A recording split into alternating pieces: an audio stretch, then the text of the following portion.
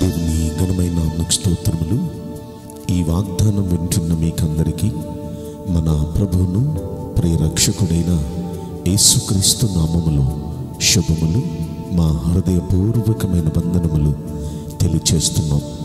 ఈరోజు దేవుని వాగ్దానం న్యాయాధిపతుల గ్రంథం 6వ అధ్యాయము 12వ వచనం. పరాక్రమము గల బలాఢ్యుడా, యెహోవా నీకు తోడై ఉన్నాడు.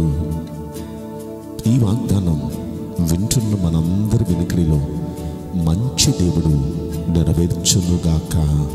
ఆమేన్. ఈరోజు ఈ వాగ్దానం వింటున్న ప్రియ దేవుని బిడ్డలారా, ప్రభు మనతో చెప్తున్న మాట, ప్రభు మనకు తోడై ఉన్నారు అంటున్నారు. అక్కడ అంటూనే ఒక మాట అంటున్నారు, పరాక్రమము గల బలాఢ్యుడా. నిజంగా ఈ వాగ్దానం ఎవరితో ప్రభు మాట్లాడుతున్నారు? గిద్యోను అనే భక్తునితో. ఈ గిద్యోను నిజంగా పరాక్రమం గల బలాఢ్యుడేనా అంటే, ఆ పై వచనాలు మనం గమనిస్తే ఆయన భయస్థుడు. భయపడి మిద్యానీయులు ఆల్రెడీ ఇజ్రాయేలీల మీద పడి వాళ్ళని హీన దేశం తీసుకుని వచ్చేశారు.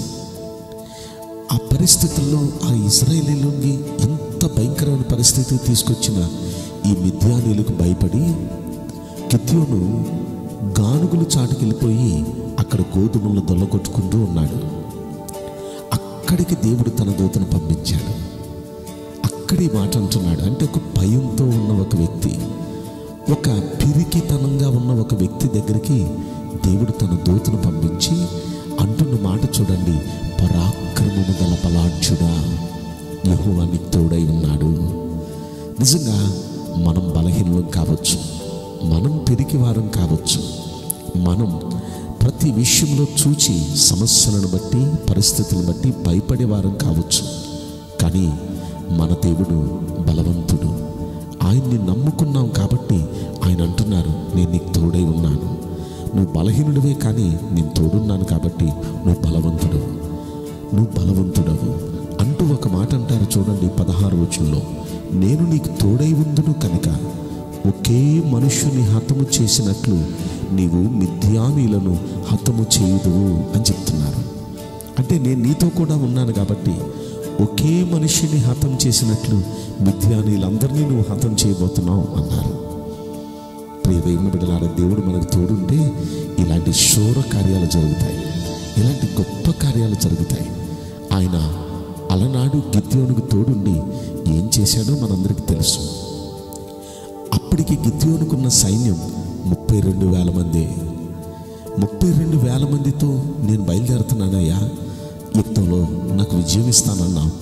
అయ్యా వాళ్ళేమో చాలా ఎక్కువ ఉన్నారు, మేము ఓడిపోతాం తప్పనిసరిగా, ఎలా కుదురుతుందయ్యా అంటే, ఇంతమంది ఎందుకయ్యా నాకు, ఇందులో పిరికి వారు ఉన్నారు, వాళ్ళుంటే నేను మీతో రాను, ఆ పిరికి వాళ్ళందరినీ పంపించి అంటే, అందులో పిరికి వాళ్ళు వెళ్ళిపోండి అంటే 22,000 మంది వెళ్ళిపోయారు.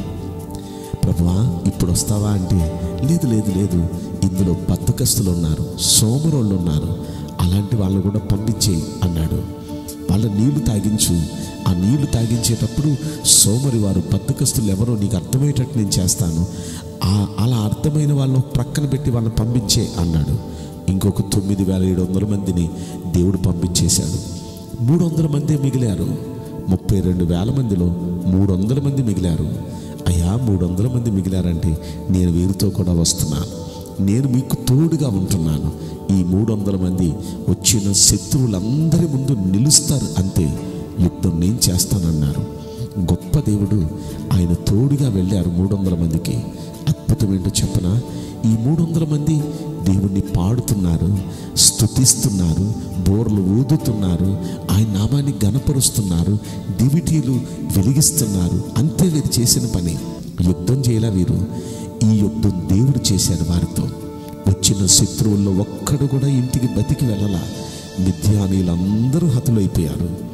వెళ్ళిన ఇజ్రాయేలీలు 300 మందిలో ఒక్కడికి కూడా చిన్ని దెబ్బ తగలలేదు, చిన్ని గాయం అవ్వలేదు. కారణం దేవుడు వీరి పక్షాన ఉండి వీరికి తోడుగా ఉండి అంత గొప్ప విజయాన్ని సునాయాసంగా దేవుడిచ్చారు.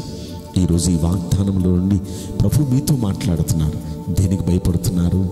ఎవరికి భయపడుతున్నారు? పరిస్థితి ఏదైనా సరే ఆయన అంటున్నారు, నేను మీకు తోడై ఉన్నాను. పరాక్రమము గల బలాఢ్యుడా, నేను మీకు తోడై ఉన్నాను.